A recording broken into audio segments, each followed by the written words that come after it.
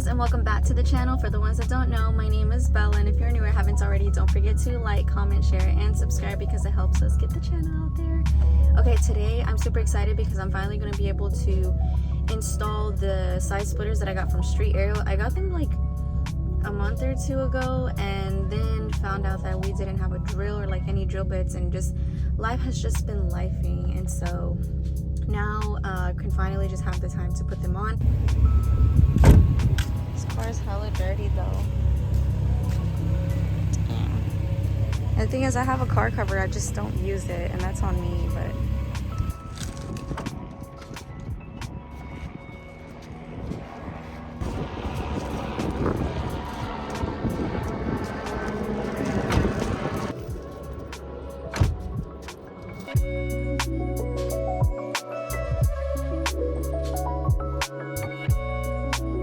this is like an instruction manual. Then we got the hardware and with some thick ass washers. That's cool. It has like the little engravement on them. This is Street Aero.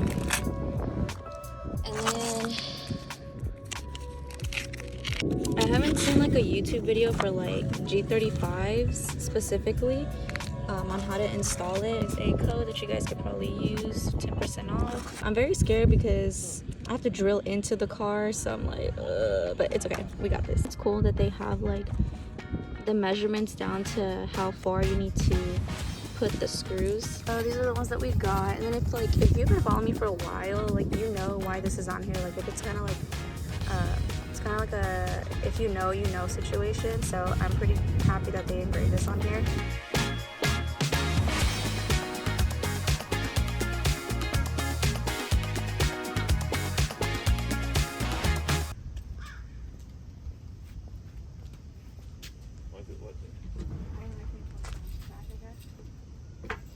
He's flexing.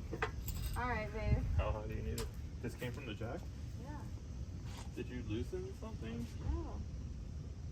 I hope that's not the hydraulic fluid. Okay, so the jack took a shape, so we kind of have to hurry up with trying to get this car up in the air on both sides. But I got rid of this piece because the way it curves, the blade's not able to go on there like the side splitter properly because it curved like pretty low. It just would not have been like an even, I guess, platform, I guess you could say. It says to use a bit 3x32 or smaller. It's always important to go small and never go big, because then it's like if you start off with a bigger bit first, then you're kind of fucked. Choose this one right here.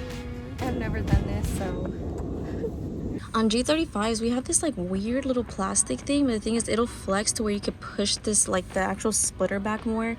But yeah, I'm just gonna go ahead and just drill this like while it's up in the air, and then yeah, because I know on the instructions it says to do it like while it's off, but it's really up to you. But I think I'm just gonna drill this part first, like the rear, and then the front, and then just like drill every other one from the middle, because it's probably just easier that way, because right now like our jack is just completely fucked up. But yeah, so I think like this is a good amount for it to stick out. It's like very leveled with the rear, which is what you want, and then in the front, don't worry about the crusties, remember we're gonna fix that. And then once this is up, like, it should look pretty good. Washer goes first obviously, and then the little screw, so it'll go like this. Little update, we got the front on, and then now I'm just gonna do one in the middle, or I might honestly just finish this whole side and then just call it a day because we are losing sunlight. This is like a 2-hour job. I know, but it's just your first time. I was nervous. I didn't want to mess it up. So we got the G up on the jack stands. I have the side splitter here, but to be honest, I need to figure out how much the other side on the driver's side is sticking. Just so that I can make sure that they're even. I know it's like super dusty right now, but I am gonna wash it after. But I think the tricky part is just trying to make sure that they do match. Since I do have the jack here, and just kind of have the jack help me hold it up, just because I do have to make sure that it does stick out at least 2 inches. That's what the other side is measuring. Okay, so that's what it looks like. I'm actually bolting it into like this side skirt, not the frame, obviously. One in the front, and then one in the rear, and then it's going to be a little bit easier just to kind of do the other one so the side skirt's kind of like not going everywhere. And you can also make sure that your how much you want to stick out, it's already like kind of lined up. All right, so just 3 more.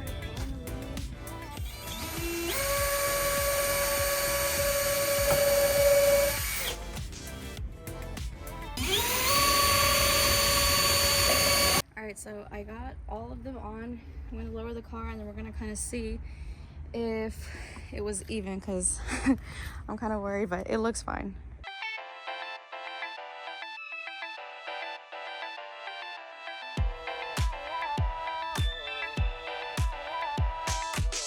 We are going to try to hopefully fix the oil issue. We're actually going to be replacing the oil cooler gasket, and then hopefully that fixed the issue. Aaron actually said that looks like where the oil is actually spilling from, looks like that's where it's coming from. So I got us a couple of things, replacement for it from O'Reilly's, and I'll show you guys like the part number 2. The oil filter might as well just do an oil change since we're already down here. I put in like a fresh quart of oil, I think this past week, and it was kind of like a waste because we're actually just going to dump all of that and just put just a bigger amount. So I do like 5 quarts. And then here's the oil filter. I feel like I should have got a better one, but it's like, it's a filter. Filter's a filter. The oil was actually spilling. Wow, that is actually not a lot of oil that was. It's just a filter. I think I've had kept that filter on for like a while, since like May. And the thing is, I haven't even gotten over like 3,000 miles on this car yet. So we're just going to go ahead and just release all of the oil from the car. And then right there, that is your oil cooler. Jeez. But not, well, but it's valvoline VR1, so. So we're actually going to remove this little tiny little oil cooler. I've seen where people actually just remove the entire thing, but then you also have your coolant line attached to it, and I don't need to like replace the oil cooler. I mean the coolant.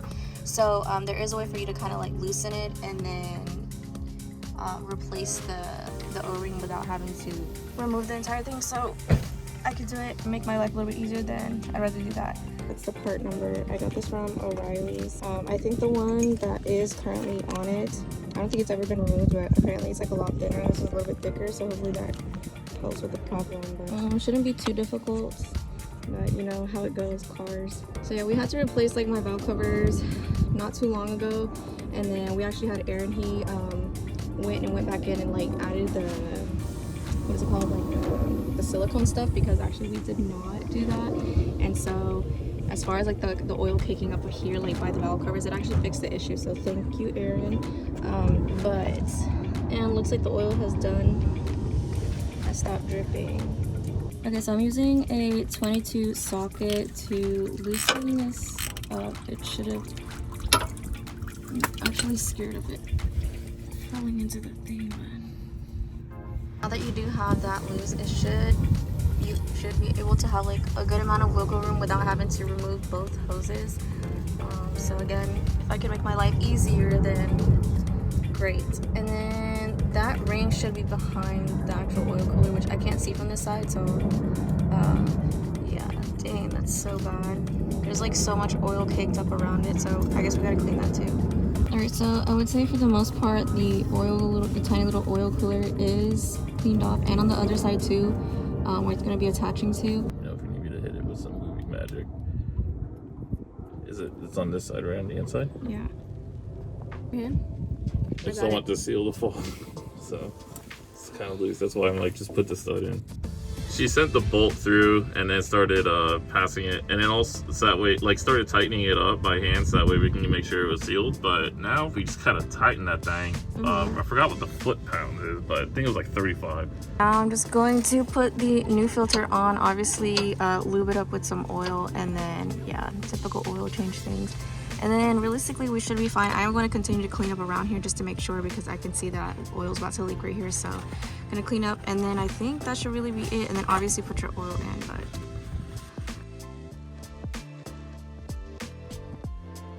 But filter is on, and I guess we're just going to clean this up.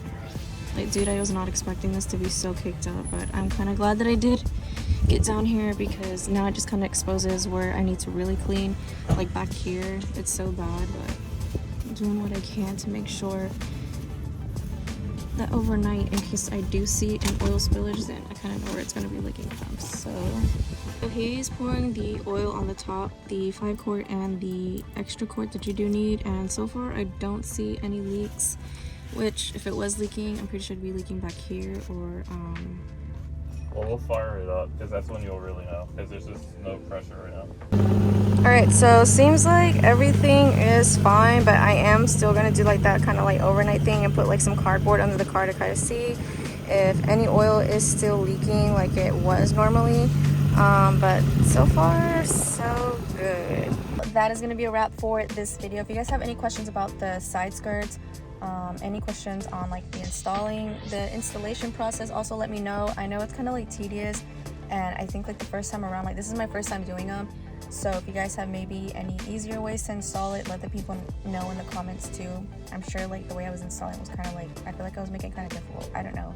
But yeah, also let me know what you guys think. With that said, don't forget to like, comment, share, and subscribe. And I'll see you guys in the next one.